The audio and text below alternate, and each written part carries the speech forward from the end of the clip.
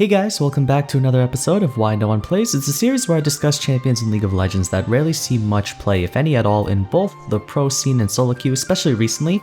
And since League is a constantly evolving game, for better or worse, there might be times where certain champions have a high pick or ban rate that spans a patch or two, but overall, the game does remain relatively consistent on which champions remain popular and which ones are obscure.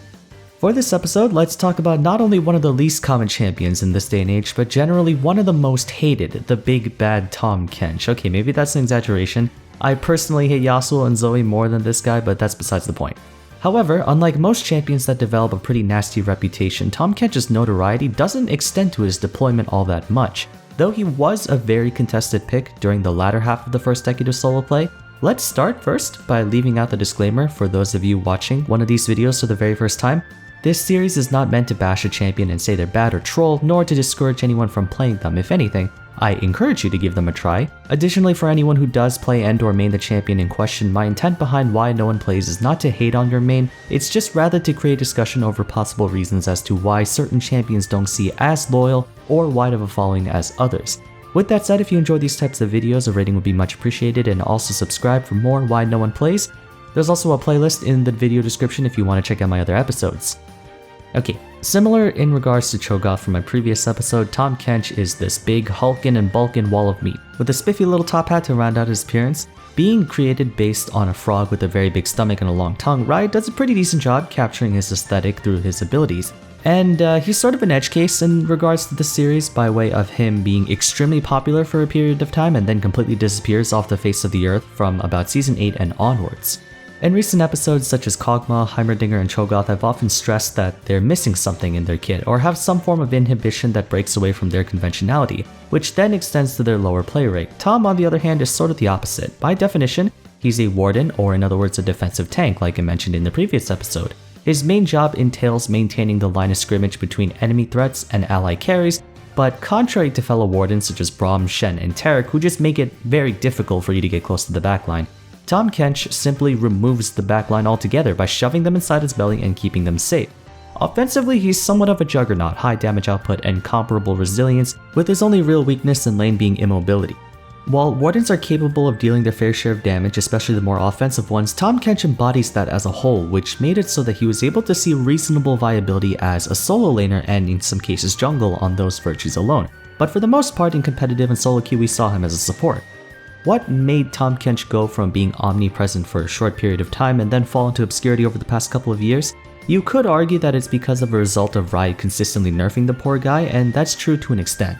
Tahm Kench shares the unfortunate mark of shame for being a balanced nightmare. That's a term given towards champions with exceptionally unique and or overloaded kits that make it so that they have to be nerfed over and over and over again until they're rendered practically worthless.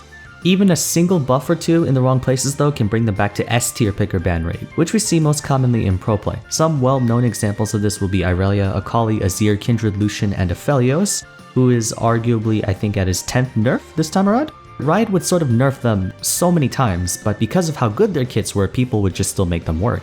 There are two major issues with Tahm Kench that contribute towards the state he's currently in. The first one being his most glaring issue. His entire champion design forces a lack of interaction both as a solo laner and a support. The only way to beat him is to just not fight him until mid-game.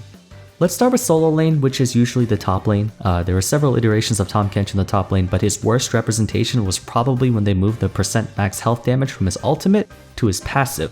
For a time, Tahm Kench was arguably the strongest top laner to ever exist, to the point where if you were going up against one, you practically lost lane before it even began unless you were running some kind of cheese pick. I can't really remember off the top of my head what actually worked, but let me explain why. Tahm Kench had ridiculous damage. Due to this passive, he was able to maintain DPS and trade potential on par with most fighters like Riven and Renekton, and since it scaled off of maximum health, he could even do more damage by just building more tank.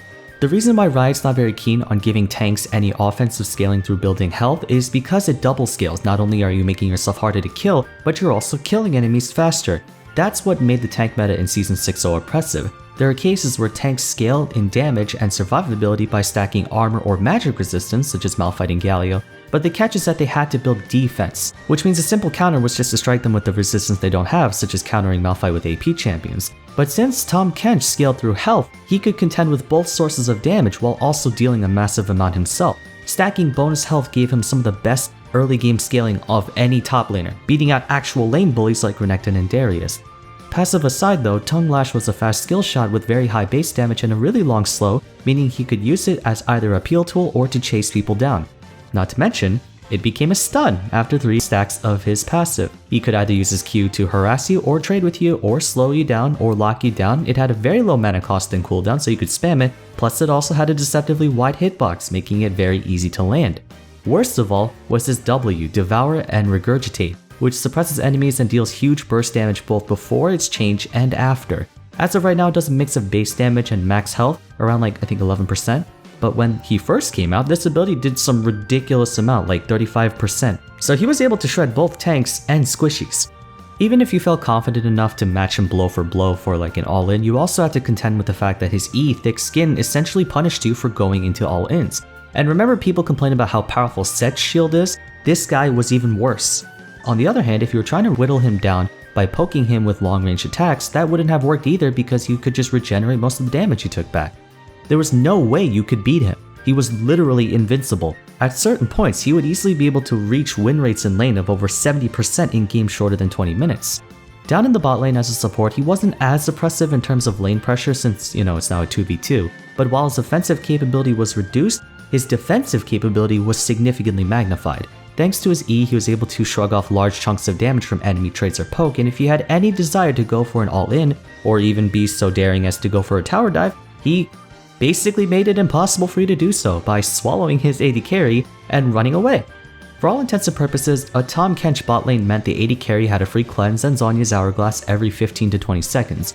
Any hard crowd control dealt to a teammate? Not a problem, he swallows you and gives you time to compose yourself before getting back out. It wasn't smart to focus Tahm Kench either. Unlike enchanters such as Janna, Nami, and Lulu who can easily be wiped out from a teamfight, you couldn't do that very well against Tahm Kench since he has to practically die twice. So having talked about how inanely overpowered this kit was for the majority of the time, why did I mention the mid-game thing earlier? Players eventually caught on to the fact that any form of interaction against this champion was a catch-22. You can't beat him in all-ins, you can't trade against him because he shrugs off your damage while shredding half your health bar or more, and you also can't poke him out because of his regeneration plus his Q and W doubling as long-range skill shots. However, he has one simple but very noticeable weakness. Tahm Kench falls off. Hard. While he does have some of the best single target pressure in the game, he severely lacks in the AoE department. Additionally, all of his powerful hard crowd control is locked behind conditions. In order to stun or devour targets, they would need to have 3 stacks of acquired taste. That takes a while unless you go Hail of Blades. And that's easy to do if you're only against 1 or 2 people, but in a chaotic teamfight that can be difficult, especially since Tahm doesn't have a passive similar to Darius where he only needs to get 5 stacks on one target to be able to instantly stack anyone else. He has to do it one at a time. This in turn lowers his effectiveness as a teamfight champion because the entire time he can only attack one person at a time. And as long as everyone is aware of his location, they can kite him around and make it difficult for him to do anything. Additionally, his defensive capabilities are not as shown in a teamfight because Regurgitate and Devour have a really long cooldown, so he can only use it maybe once in a teamfight. In a sense, Tahm Kench possesses very high threat potential, but he's not very fast. It takes him a while to kill you. What I'm getting at is that the only way to safely beat him is to just not do anything around him at all. You gotta just camp out and stall for time until mid-game reaches and you transition from 2v2s and 3v3s to 5v5s. This kind of playstyle is unhealthy for both sides of the party. When playing against Tahm, you just gotta sit and wait for jungle ganks or AFK farm for 20 minutes. When playing as Tahm, you're playing on a time limit to gain advantage before you become useless. Either way, it's not exactly the best kind of game dynamic to play for either side. Sure, he's an absolute monster, but that's only if the enemy lane is stupid enough to engage or do anything with you. In higher elo, that's almost never gonna happen. In a way, he's the more extreme version of Alawi where the best way to beat him is to just not do anything in lane because you'll always die, but he's exploitable anywhere else. Essentially, your goal is to make sure that he doesn't get tanky enough to one-shot the AD carry, and at that point it's pretty much a win. Issue number 2 is that he's Riot's first attempt at a carry support that isn't a mage like Zyra or Brand. And we all know how good they are with balancing those types of champions. See, a lot of people think Pyke was the first ever toxic carry support, but not exactly. Tahm Kench was the first one. The philosophy behind him is that he had all the properties of a top laner while being able to support with party utility and aid his teammates in battle by being able to take them out of a fight temporarily and even transporting one of them with the semi-global ultimate. Here's the problem. Just like Pyke, Tahm was too good at his job. Because of how free-low it was to play Tahm Kench, he was too rewarding for how little it actually took to play him. Believe it or not, Enchanters and Wardens have a high learning curve. I know, how could I possibly advocate that champions like Janna and Soraka take skill, but they actually do. It's not mechanical skill you need, it's game knowledge. Proper positioning, utilizations of cooldowns, targeting such as who you should shield or who you should buff, etc. It's pretty hard to play these champions effectively. Tahm, on the other hand, had the same level of peel as Enchanters, but without all the hoops he had to jump through, since the only thing he had to do was find out which ally was most in danger, swallow them, and run away. You could argue that it takes a keen eye to know whether to use your W offensively or defensively, but that mostly depends on what role you play. Solo lane Kench usually saves his W to do damage, while support Kench uses it to save allies. And typically you can easily tell who to swallow, like if an enemy Malphite engages on your Caitlyn, or if you see your Yasuo tanking too many tower shots. As a result, Riot had no choice but to nerf him over and over and over again, reducing his effectiveness in those roles to the point where he's now practically one of the worst supports in that field. Tahm Kench, I believe, is the first champion on this list that initially started out super popular and now has gone down to being a really low pick rate champion, but I think unlike the others, who have received a few touch-ups here and there such as Gangplank and Galio, Tahm has only gotten worse over time. Ultimately, I believe it just boils down to the fact that he's such a polarizing champion. I talked about how having a unique playstyle is not necessarily a bad thing because it helps you play League of Legends in a different sort of way, but therein lies the problem of how divergent is that playstyle from the status quo.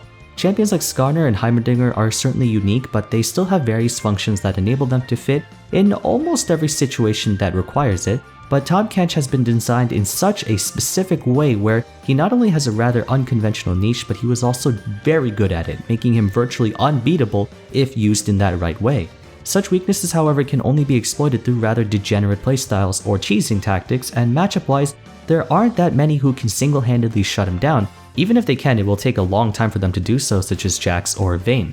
Reworking Tahm Kench may not actually be the right solution because I feel like his kit makes perfect sense given the lore behind it, but it feels really difficult to come up with some sort of way to make him feel less asinine to play against. One thing I can think of is to find ways to make the less used elements of his kit feel better to use, such as using his Regurgitate to spit out projectiles and have them, I don't know, give special properties based on what he throws. Like if he throws a Scuttle Crab at you, then you lose some armor and magic resist, kind of like how the Scuttle herself loses that resistance. Or if he swallows the Gromp and spits it at you, then you get poison for a bit. Something like that. Even things like his Tongue Lash and Devour combo, that way you can add more spice to his kit, and then maybe shave off a little bit of his base stats to make him feel more fair to fight. Everyone plays him in top or support, but I feel like he's the River King, so he should be designed as a jungler. I know people take him in the jungle, but I meant like exclusively make him a jungler. Anyway, the long and short of it is that Tahm Kench is too unpleasant of a playstyle to play and play against. But there's really no way Riot in good conscience can balance him in his current state, because if they buff his numbers he could be too strong to deal with and just get permanently banned, but if they keep his numbers low then you have no reason to pick him over a more efficient tank or support. I get that not every champion can be liked by the community, but Riot has shown that they've been able to take certain really toxic or overpowered ones to eventually find their footing, like Irelia. She doesn't feel as ridiculous to deal with anymore, or Azir, who was finally able to get that nice middle ground of strong but not exactly too crazy to play against. That about wraps it up though for my thoughts on why no one plays Tahm Kench. I hope it was insightful, and for all the Tahm mains watching, if you think I left anything out or if you disagree on any point, let me know in the comment section below.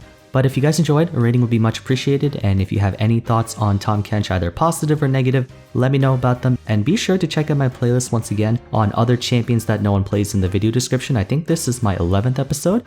But yeah, don't forget to subscribe if you want to see more League videos like this, and I think that's going to be it. Thank you all so much for watching, and I hope to see you again soon in the next video. Take care.